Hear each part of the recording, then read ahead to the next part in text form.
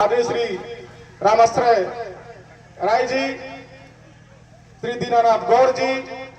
आपके ग्राम सभा के नेता श्री चंदेश्वर शर्मा जी, हमारे भाई सुमन शर्मा जी, और मैं आपको अभिभावक कहूं, अपना मार्गदर्शक कहूं या कहीं रास्ते में मिलता हूं तो मुझे अच्छी बातें सिखाते हैं, ऐसे में जिनको मैं चाचा भी कहता हूं, आपके ग्राम सभा के निवासी श्री त्रिलोकीनाथ दुबे जी, और इस मंच पर उपस्थित महाराज जी, साथ में इनके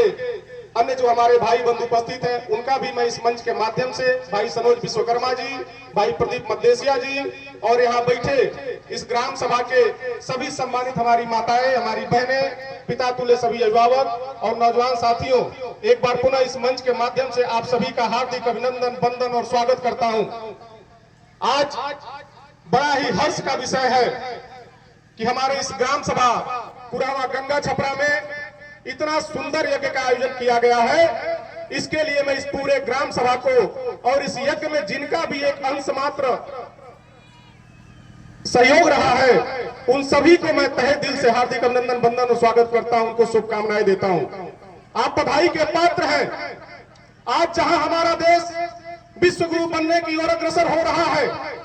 जहां हम जातियों में बटे हैं, जहां हम समुदायों में बटे हैं, आज हमारे सामने हमारे गांव और हमारे समाज के लोग, यहाँ कोई देखने नहीं आता है कि यहाँ केवल पंडित बिरादरी के लोग हैं, कोई यादव बिरादरी का लोग है, कोई गौड़ बिरादरी का लोग है। मैं एक चीज कहना चाहता हूँ कि इस यज्ञ में बैठा हर एक व्यक्ति, हर वो हमारी माँ, हमारी बहन सनातनी है और हिंदुत्व है, और हिंदुत्व के प्रचार के लिए, प्रसार के लिए अपना कार्य छोड़ करके आज इस बीच में उपस्थित हुए हैं।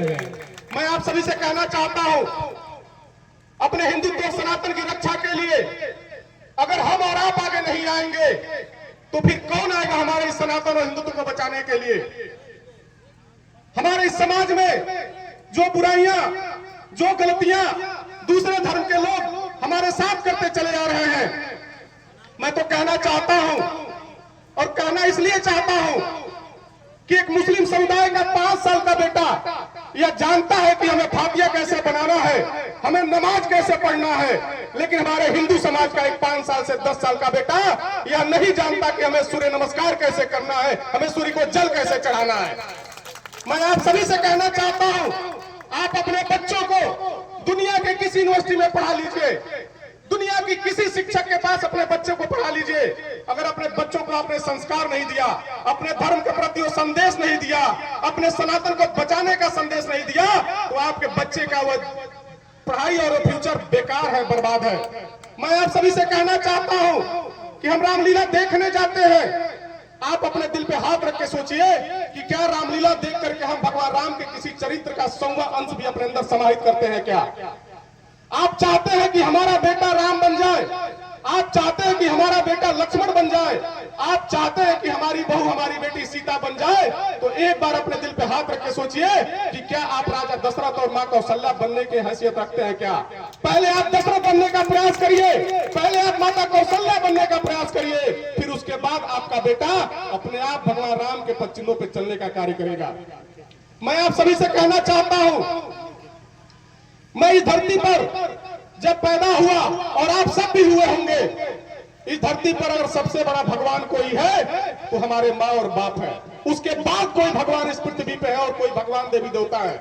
हमारी जब आंखें खुलती हैं तो हम अपने माँ का चेहरा देखते हैं, हम अपने बाप का चेहरा देखते हैं, उसके बाद हम हनुमान जी, दुर्गा जी और शंकर जी को देखते हैं। इसलिए मैं कहना चाहता हूं कि आप दुनिया के किसी यूनिवर्सिटी में पढ़ ले, अगर आपने अपने माँ बाप का सम्मान नहीं किया, उनका स्वाभिमान नहीं बढ़ाया, तो आपका जीवन बेकार है, आपका जीना बेकार है। इसलिए मैं कहना चाहता हूं, हमारे हिंदू और सनातन धर्म में 3 चीजें हैं जो हमें एक संदेश देती है। महाभारत का नाम आप लोगों ने सुना होगा। महाभारत हमें यह शिक्षा देती है कि हमें जीवन में क्या नहीं करना है। आपने रामायण का नाम सुना होगा।